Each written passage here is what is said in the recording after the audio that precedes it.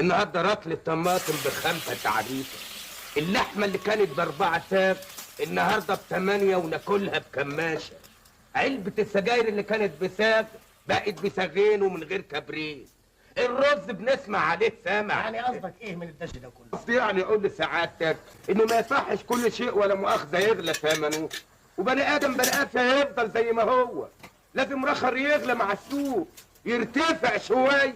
يعني عاوزين ايه؟ انا مش فاهم. عاوزين علاوه. علاوه؟ علاوه يعني ايه بقى؟ علاوه يا بيه، وسعادتك ما تعرفش العلاوه؟